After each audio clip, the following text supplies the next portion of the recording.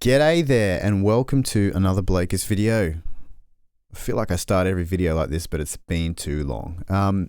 This is my long promised video of the Corridor Digital Drone Wars, Star Wars, whatever the hell they called it, track. So with all my other videos, I love to just play it through to begin with. So I'm going to do the same thing. I'll highlight a few MIDI passages that are key to what's going on if I can keep up as we go. If you've heard this piece before, skip ahead about 4 minutes. But just know that I have remixed this for the video. Does that make you want to stay? Nah, seriously, just skip it if you've heard it. Alright, here we go.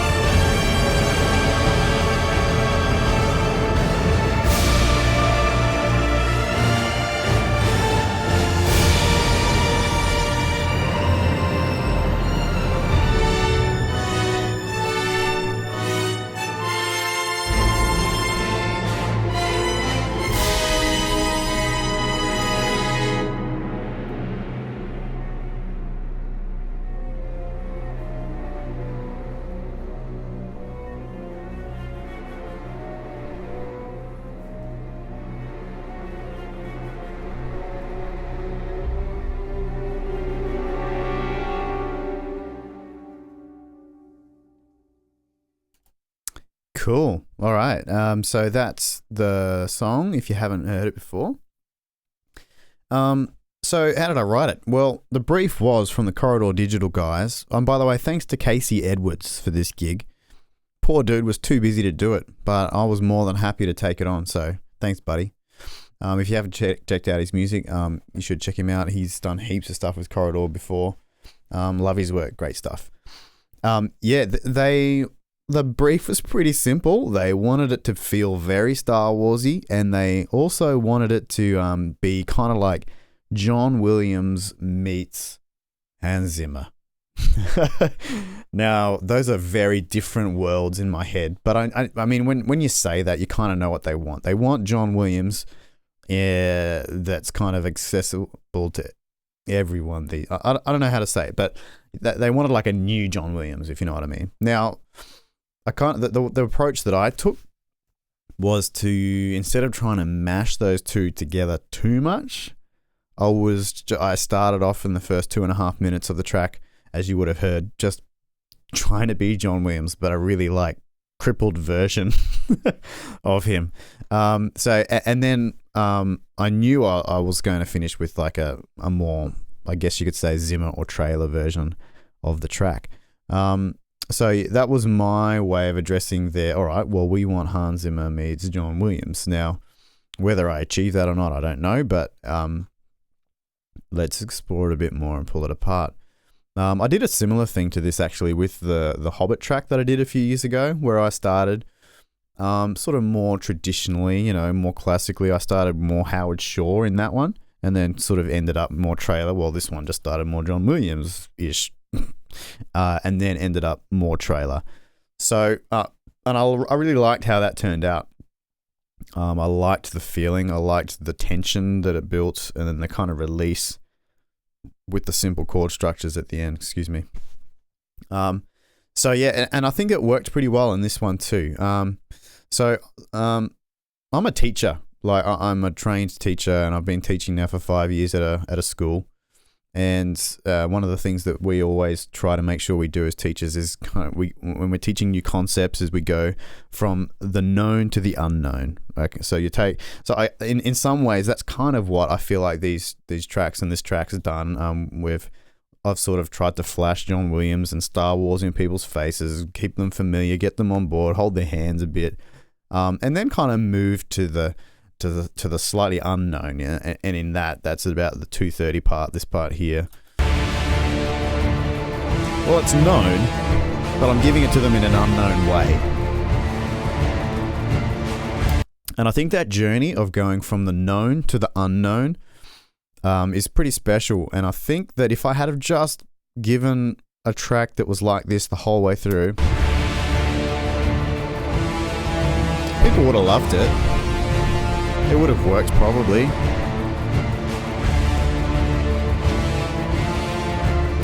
But I think because I went through 2.5 minutes of tension building chaos, this became such a release.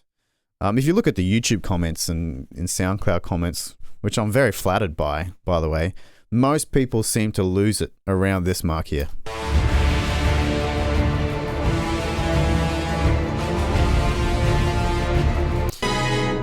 Well, sorry, not that last. Left that last note. I don't know what happened there. But I think, and everyone, and the comments are something along the lines of, "Whoa, epic! That's awesome! That's amazing! That's huge! Can't believe it." But I feel like I might be totally wrong, but I feel like it's epic. Epic is only relative to what came before it. So, I think that this would have been nowhere near as affected by itself, this theme at the end here. So I kind of exploited that process of taking people on a journey to almost fool them into feeling like something's more epic than maybe it is, just because of context, the context that was given before it. I don't know if that makes sense, but I wanted to point that out.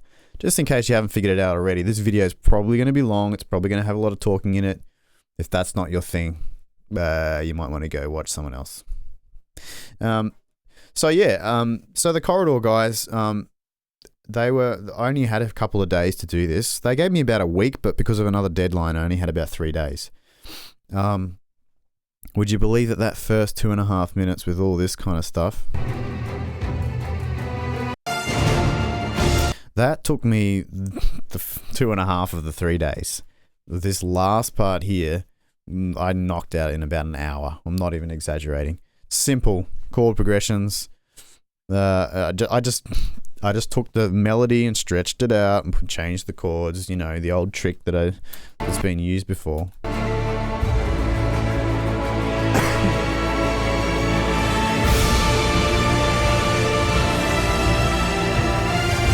It's kind of funny that's the part, you know, the quickest part, the most simple part is the part that people seem to respond to the most.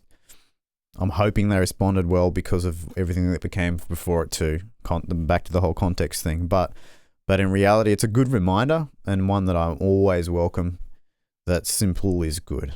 It's so easy to get complicated and just make things way more messy than they need to be.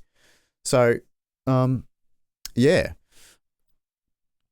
I don't know if you saw Sam's reaction to this video from Corridor Digital. If you check out their behind the scenes channel called Sam and Nico, they uploaded a BTS on this video. It's about 20 minutes long, but if you look through there about halfway or somewhere near there, you'll see his face when, I don't know why they had a camera on him. I loved it, but you see his face when he hears this music for the first time.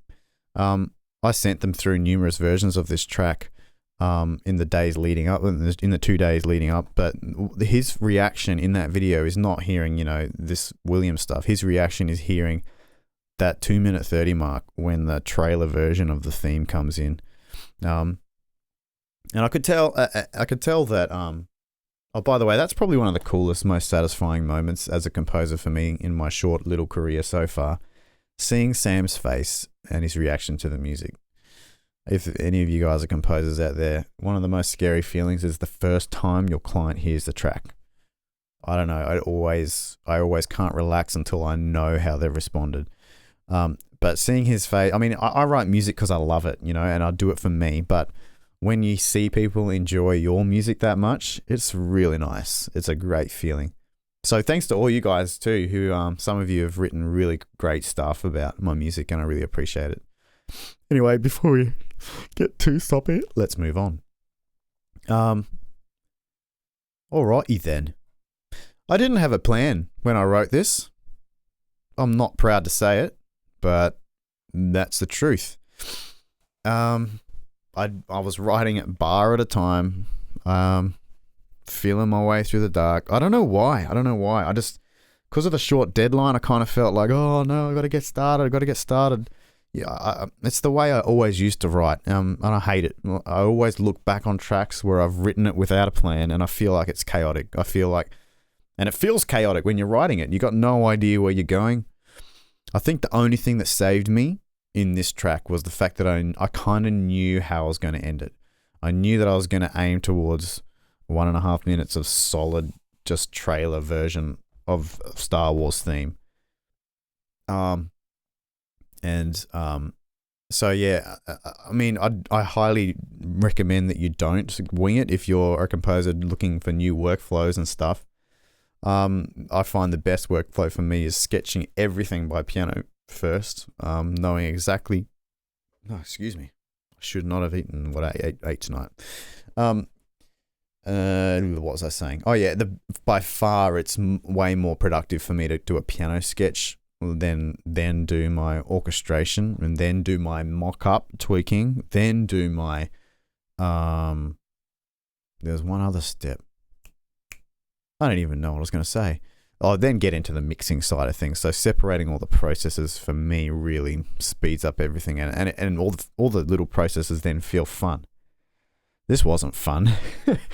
Not knowing where you're going is not fun. It's stressful.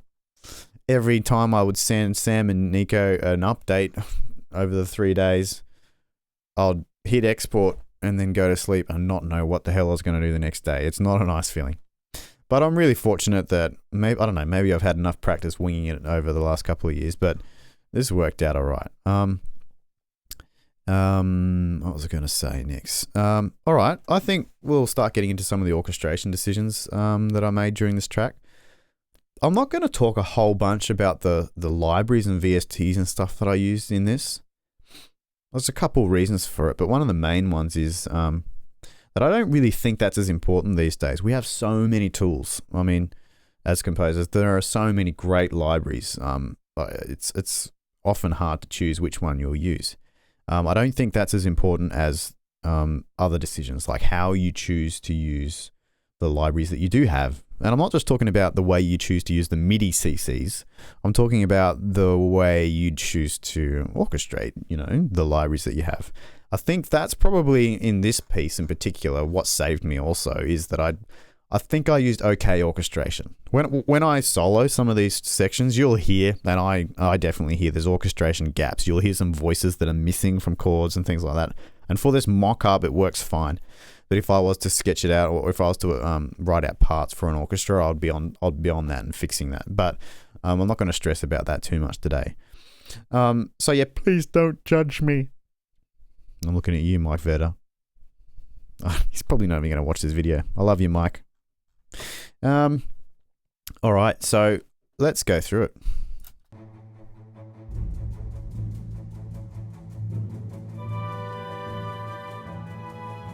Straight away, that tells me Star Wars. Do you agree? I tried to pick something that wasn't too, like, damn. I didn't want to go too nuts, but I wanted to subtly say, hey, we're in Williams Star Wars mode. And what says that more than some triad chords in the woodwinds, right? Especially that figure that I just played. That gives it away pretty quick.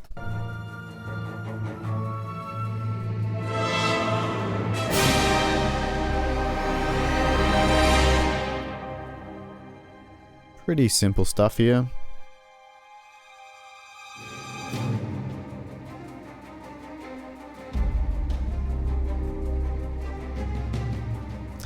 Viola spiccatos.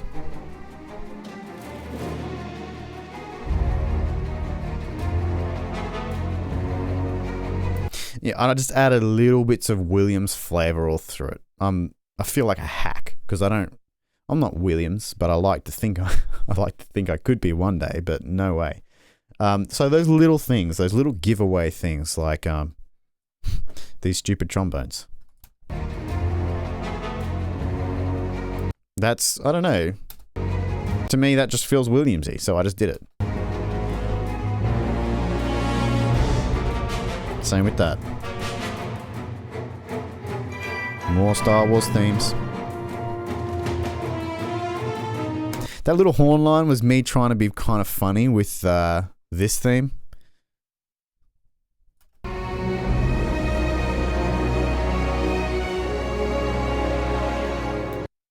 Originally, they suggested that I use that theme and make it like mean and make it, that's what I should use at the end. I fiddled with that for about half an hour and I thought, you know what? I don't think I'm going to be able to make that work. So that's why I just defaulted to Binary Sunset. But I love it and I think it worked. But that's why I kind of threw in this theme. Is it the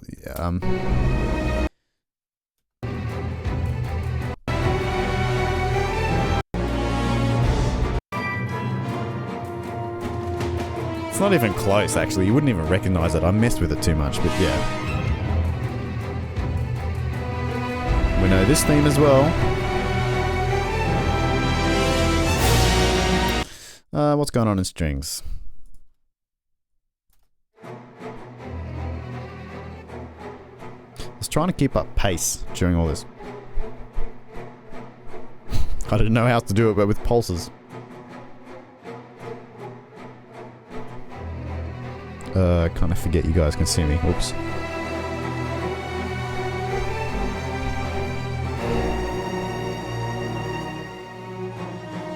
And I always say this when I walk through mock-ups with people. The sections just don't sound that amazing to me by themselves.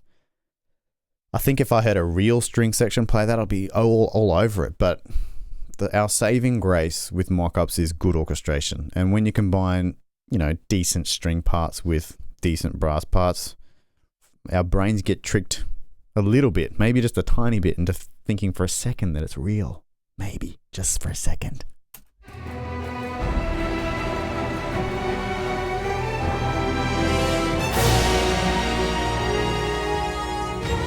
Like brass by itself.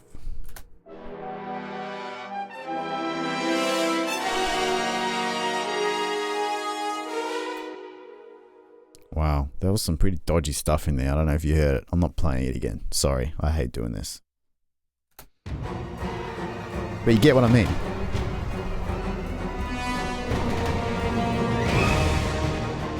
Oh yeah, little things like, okay, in this part, I don't know if you can see on this screen over here. I can't actually show you that video. It's like a pre-release version. It's got like stuff missing in it everywhere. That's where the fighters are like free-falling.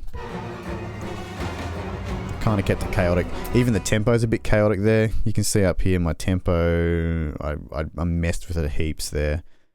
And I've got falling notes in the basses and stuff like that. Pretty generic stuff, you know. Oh, look, the plane's falling. Let's make the notes fall as well. And little stabs from the brass to try and stay in Williams mode. One of the many ways that I departed from traditional Williams feel is by keeping the pulse in there quite a lot. I didn't enjoy it heaps, but I felt like it kept, I don't know, maybe it engaged the younger generation for a little longer or something. Oh wow, I need to stop laughing at my own little jokes. But I felt like that it helped maybe just bridge the gap a little bit and feel like a slightly more modern vibe. You know, we get percussion in our faces all day, every day. I tried to make it not too in your face, but I tried to make sure that it was there. And again, I think it helped a little bit maybe with keeping the drive and the pace of everything up. Oops.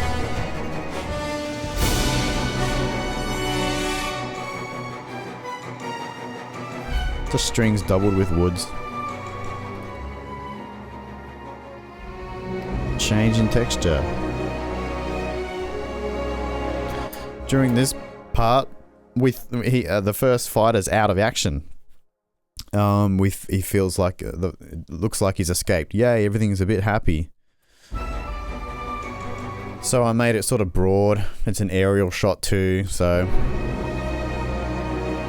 just open trombone chords here with tuba backing it up below.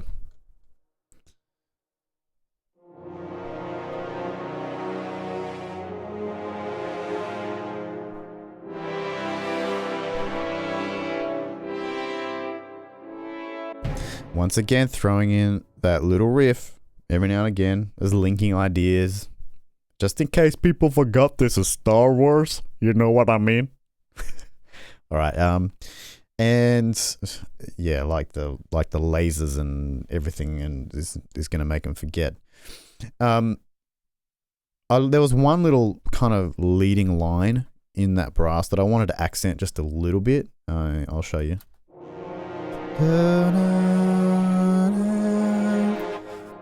It sounded, I liked that, and to do that, I mean the strings are playing unison here. What are they doing?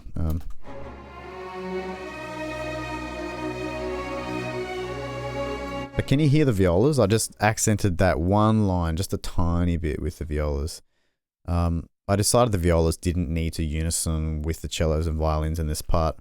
They probably might have sounded a bit stronger if they did, but yeah, I thought them backing up that horn little sort of inner line kind of accented it and made it just sweeping, made it sweep a little bit more, if you know what I mean, if that makes sense.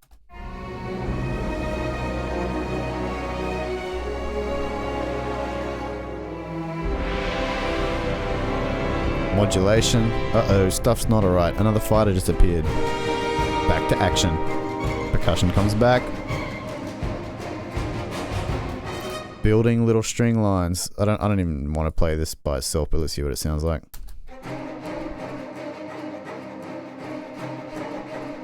That is messy. But it hides well in the mix. What's brass doing there?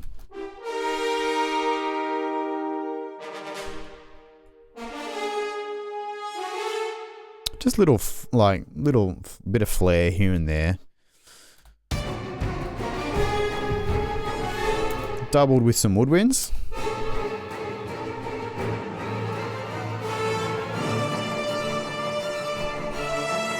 I don't know why this is a part where the fighter spins around, does like a little dive. They actually cut this part out of my score. I wasn't cut, I didn't care. Maybe just a little bit. No, I didn't really care. But I almost felt this needed some kind of fanfare. I felt like Top Gun kind of vibe, or so, I don't even know what it was, but it worked for me when I was writing it.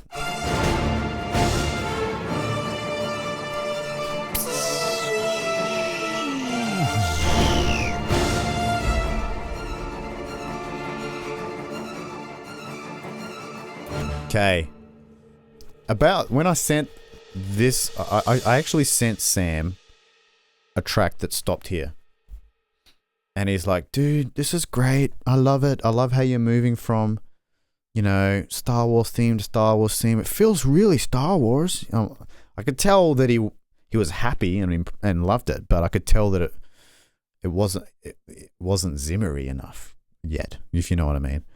But in my head, I knew exactly what I was going to do. I'm like, bro, I didn't say it, but I'm like, yeah, just wait a couple more bars, pretty much. I'm gonna take it home in the end, I promise.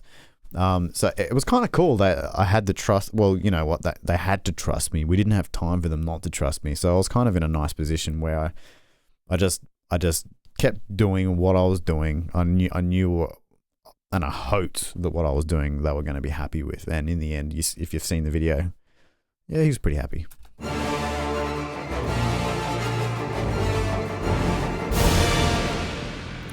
So there's a descending line there in the trombones, and I think the timpani's doubling it as well. I want it to sound like something big's coming.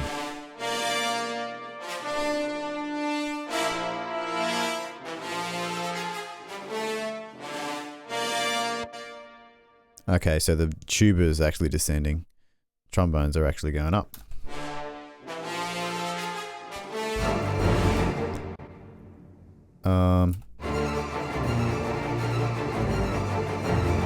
This violin spiccato, like ostinato, is not my favorite thing. If I was to have a few things about this track that I didn't like, that would be one of them. Let me show you it by itself so you know exactly which one I'm talking about.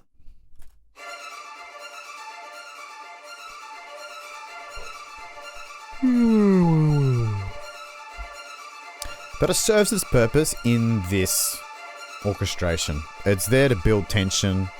It's there to keep momentum going. I purposely kind of made sure it was a little bit back in the mix so that it didn't draw too much attention. And I'll have it continuing through this epic part. I'll show you what I mean.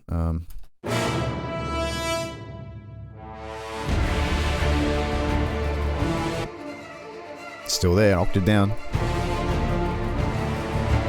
So it's also kind of like a link between, you know, it helps transition between that old part and the new part without it being like a total jerk and a total, you know, it's not like I've dumped something totally new on everyone. We're still going from the known to the unknown. We're still trying to hold people's hands as we lead them to this new section.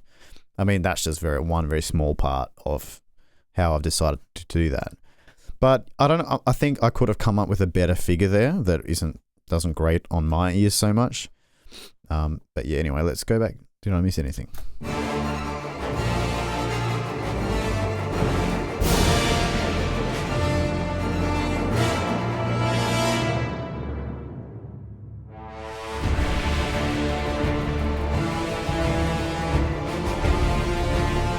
So the string ostinatos are going. Cellos are actually doubling the melody that the trombones have there. When you hear this by itself, you wouldn't actually think that the cellos are there. Like, it's all trombones, you know?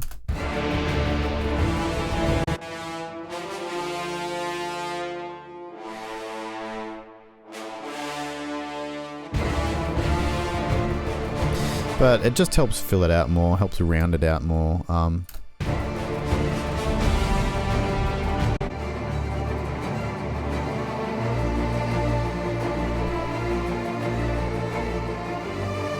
So cellos stay. The brass here, I tried to think quite carefully, and I guess I'm just used to the ideal ranges for various instruments now after working with it for a couple of years. And I knew that the trombones start to die off and are not as powerful as when I go up to the next register of the melody. So I swapped from the trombones to the horns. I'll solo the brass here so you can hear what I mean.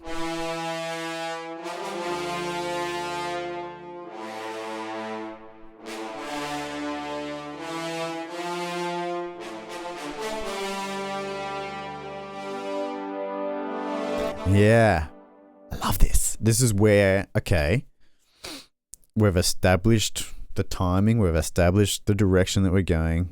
People have figured out, oh, this is what he's doing. Okay, I like it. I like what you do.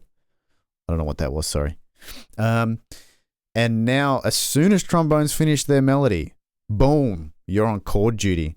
And I love that because all of a sudden it starts to open up like, okay, ooh, we're starting to get bigger around it. We're starting to get more full here.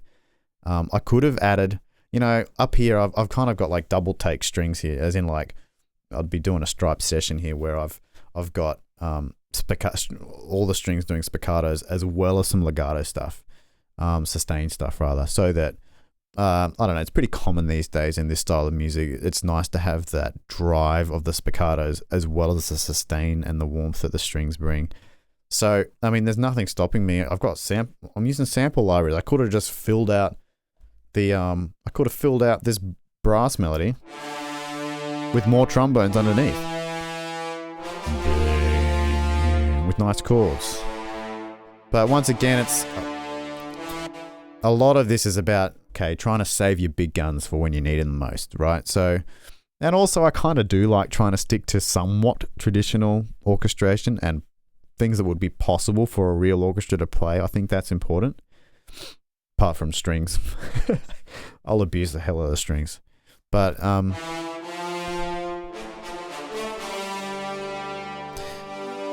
horns take over.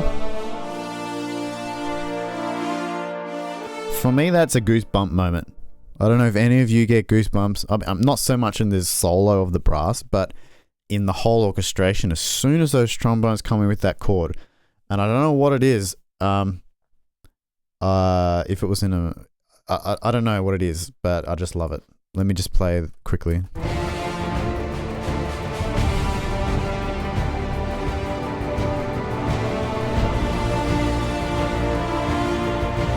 So majestic.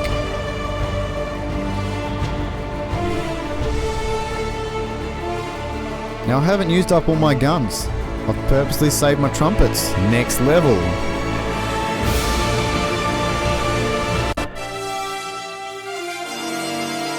Horns are not going away. I still need them. They're not. They can't reach that next level that the trumpets are going. So I've got them playing like a counter melody that's going in the opposite direction.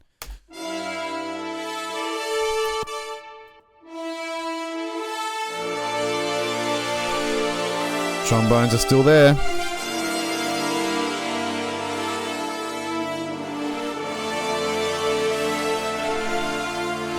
I love brass.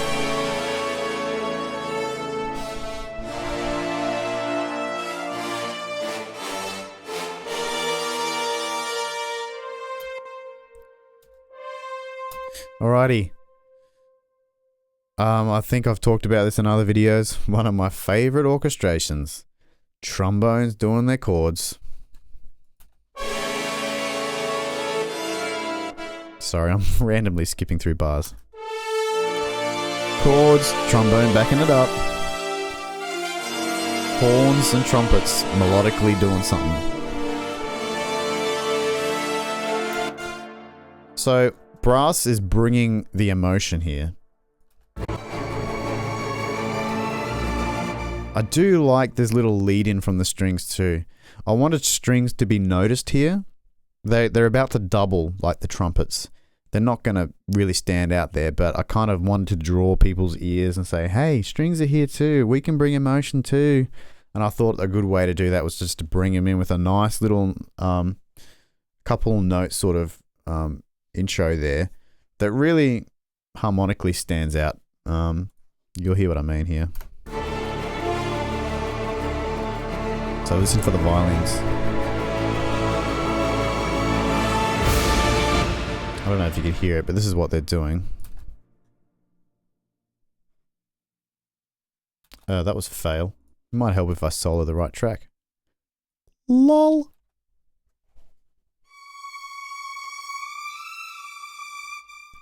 Oh, yeah. Let's just solo strings and brass for a sec.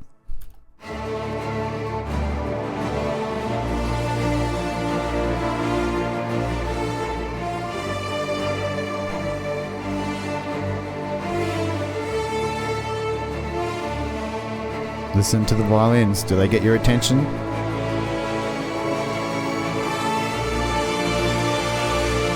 Doubling.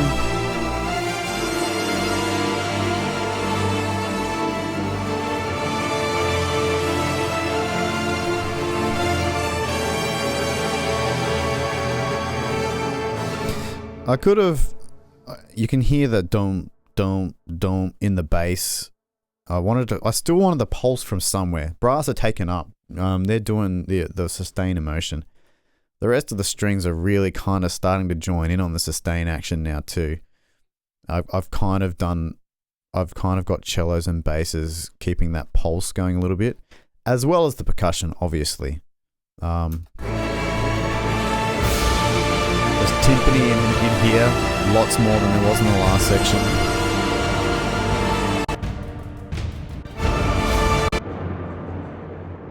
Yep. So the timpani is actually kind of doing rolls, not just hitting notes, but it's sustaining and filling out the low mids a little bit more, trying to round them out.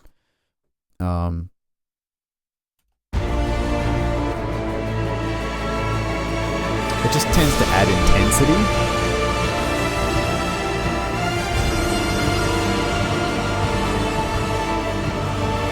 Timpani's gone now, I muted them. See, they're back, they're subtle, they're mixed kind of in the background. If you look at the timpani part, I've maxed them out, but I think I might turn their volume down. Just a little, because you got to be careful with that. If they're too loud, they can actually sort of muddy everything up. So watch your EQ on that if you're going to attempt to emulate this orchestration.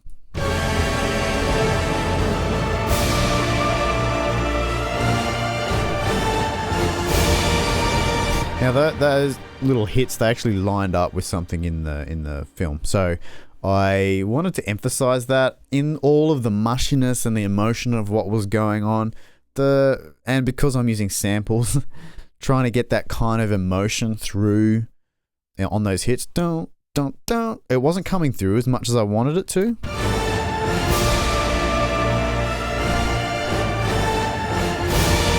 So to accent the transient a little bit, like it just sounded like Turtle Mush, I added a very quiet xylophone, which seems like a stupid instrument to add in this kind of moment. You know, where tears are everywhere, there's blood everywhere, there's not really, but you know what I mean. The xylophone's, you know, that kind of instrument. But here's what it's playing. It's just accenting those hits. Sounds like I'm about to score an episode of Sesame Street. But now that I've pointed it out, you're going to be able to hear it in the mix. So try not to laugh. But I don't know if this was the best way to do what I was trying to achieve, but it worked in this mock-up at least. And if I got a real orchestra to do it, it might sound silly, but...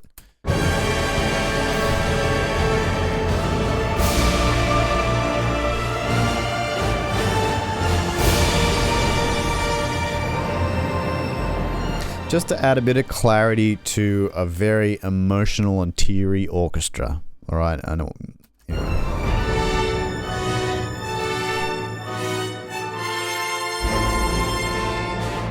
Once again, we've taken people on a journey. Why would we just take them somewhere random and then just drop them off out in the middle of nowhere?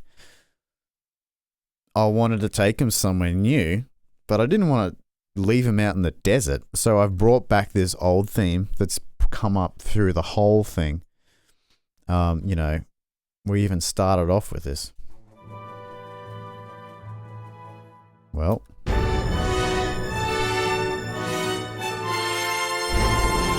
and also I tried to make it a more victorious version of that. I mean, the Darth whatever his name, has just exploded in front of our eyes. The hero has escaped. So obvious brass fanfare for that, you know what I mean? Why wouldn't you?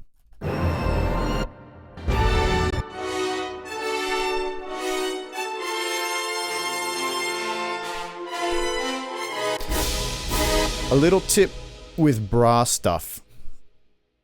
When it comes to mock-ups, a lot of libraries at the moment are going the whole solo route. You know, oh look, record solo horns and all four of them solos, and solo trumpets and solo this and solo that. I think solo instruments to build an ensemble sound work to some extent, but to me there is something about a recording of instruments that are playing together that resonates, or something happens there that you just cannot recreate convincingly. I'm convinced of that. Anyway, one of the ways that I've found to try and keep a balance between that beautiful kind of clarity and openness that solo instruments do provide. Okay, that's one thing that they're good at. When you're trying to create chords like a brass choir, solo instruments do give you that beautiful openness and clarity, but it can be a bit sterile and a bit too clear. Do you know what I mean? There's a sort of a homogeneous sound that happens when all the brass are playing together. So what I've started doing, well, what I've done for years now actually, is with the top note of a chord in trumpets or in bones or whatever, I will play the top note with the ensemble patch. That's the one that I want to stand out, right? And then the supporting notes in the chord underneath it, I will use the solos, because that's where I get my openness from, the clarity in the notes. I feel like that these chords at the end here in the brass are fairly convincing. And I've used that exact strategy that I just told you about. I mean, real brass would knock this out of the park, and I'd probably walk away in shame with my head down if I compared the two. But you know, for inputting MIDI notes into a computer, I think it sounds pretty good. All right. Oh, I'm surprised my computer hasn't blown up, by the way. Let's keep going. Yeah.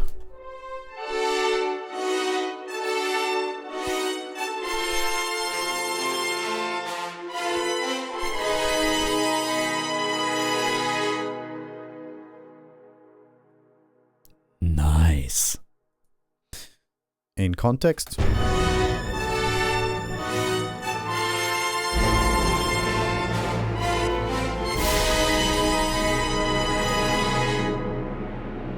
What are winds doing there? By the way, woodwinds in my template. I've got every brass woodwind library under the sun, but I'm not happy with any of them. So please excuse whatever happens here.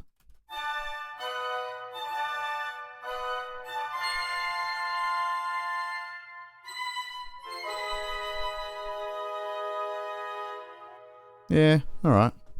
Just using a bunch of sustains and chord samples there. Works alright. What else is going on in this little fanfare part? Oh yeah, strings are just holding. Or violins.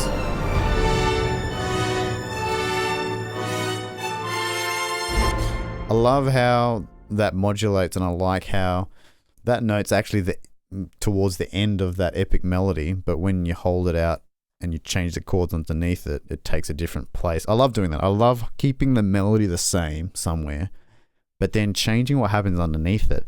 And without even doing anything, that melody takes on a whole new meaning and a whole new sort of, because we've totally changed the context that it's in. I've done that throughout this piece, actually. It's one of my favorite tricks. If you listen to my music at all, you'll probably notice it in nearly every track.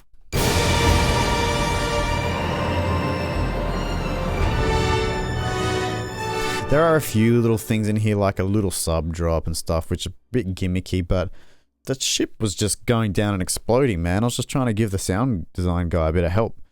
No, but in all seriousness, those things were a little bit afterthought, and I'm not sure I would keep them if I was to look at this again. Sorry, computer crapping out.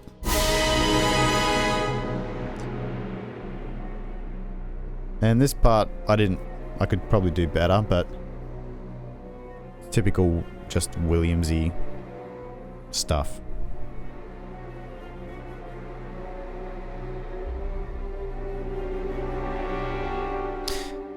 The end.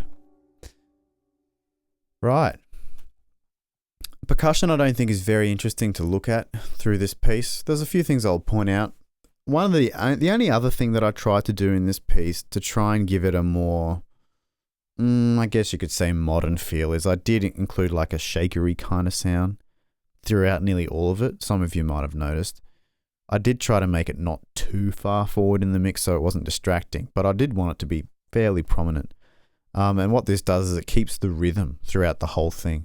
So everybody should be able to tell whereabouts, beat one is almost, apart from times where I've changed the time signature, to account for changes in cuts and things like that. But I'll show you what sound I mean. It sounds a bit silly by itself because I've got auto pan going on to make it move and stuff. Can you listen to it in the mix? I'm going to mute it now.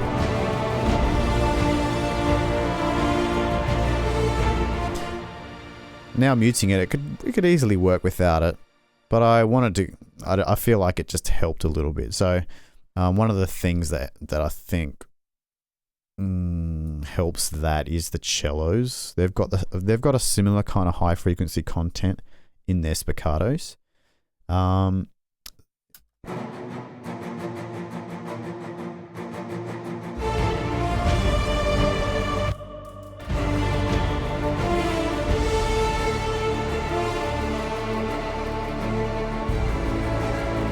You'll hear this used a lot in trailer music. You'll hear it, all throughout music these days.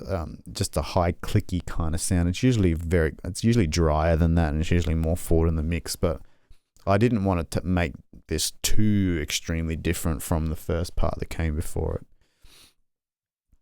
it. Choir in this, I didn't use it much. Mainly a little bit at the beginning, and then at the end, I mainly backed up a lot of what was happening on with just some choir chords. Personally, I don't like my choir too loud. I feel like choir boxes things a lot.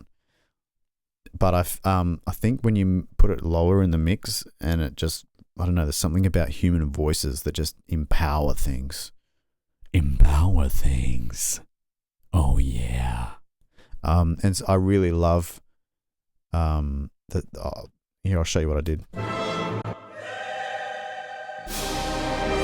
So that's a bit more obvious there. It's a bit more classical at the start, a bit more old school, sort of. At the end here, it's a very different kind of use.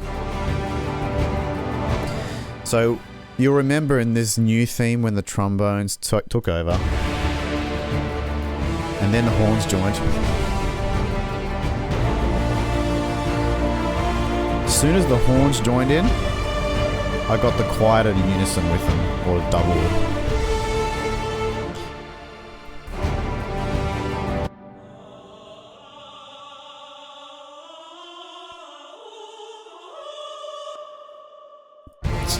It's just all about trying to build. Just thinking carefully about what instruments, and voices or whatever you have at your disposal and when you're going to choose to use them. And I thought that was a good place to introduce them to slowly start ramping this up to the next level. And similarly, with the brass, when I was done with using them for melody, I start breaking out the bones with chords. Well, I did the same thing here with the choir. As soon as I'd finished backing up that melody with the choir, to once again bring it to the next level, I got the ladies singing some chords for me.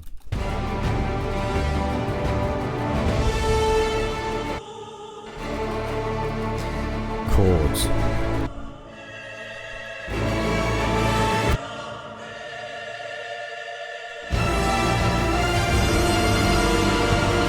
You can hear it in the mix, but my aim is, a lot of people love alternate mixes without choirs these days because of the fact that it does box things a bit into like a certain feeling or emotion. I love to try and mix my choir in a way that most people would never say, oh, can you give me a version without choir? I want it to have the power that the choir brings without it tainting, I guess you could say, the sound too much.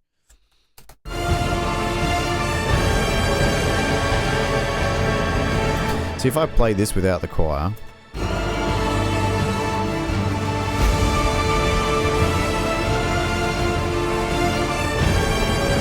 it still sounds good, but did you hear how much of the emotion just disappeared?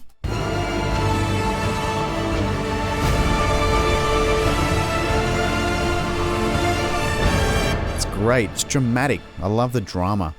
I love drama. I'm a drama llama. Wow. Move on, Blake.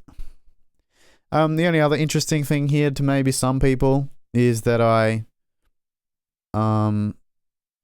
used a sub bass, and in fact in this new mix I just did, I think I've probably gone a bit overboard with it, but I just did that once again. Even in the Williams part, I did it to I went a bit overboard, but I did it to again try and bring it into like a newer sonic kind of sound. And especially in the trailer part, that's a pretty standard thing to do. Here's a bit of an idea of what it's doing.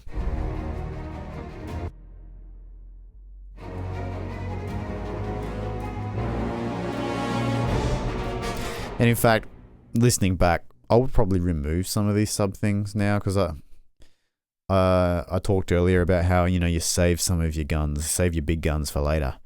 I think I used some of my big guns a bit early here, and epicness is only relative to what's come before it. And I think by using some of these big bass things too early, you kind of shoot yourself in the foot a bit, because you don't have as much room to grow. Do you know what I mean? Or if I was gonna, maybe instead of removing it, maybe I'll just lower the CCs to remove the volume a little bit, a bit more. But it's okay. I'm done with this piece. I'm not planning on rehashing it anymore.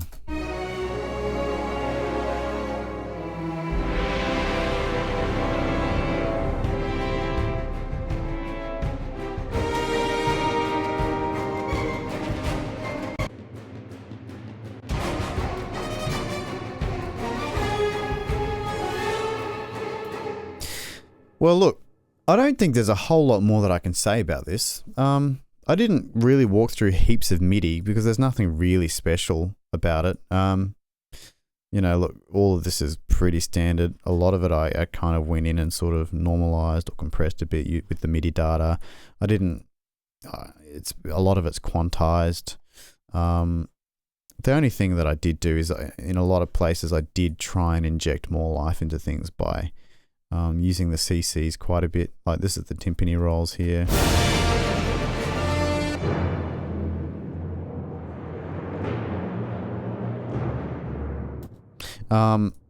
So I mean, I talk about that a lot in my other videos.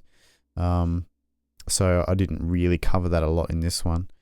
I think I'm going to stop it there. I'm getting a bit tired. This has been fun.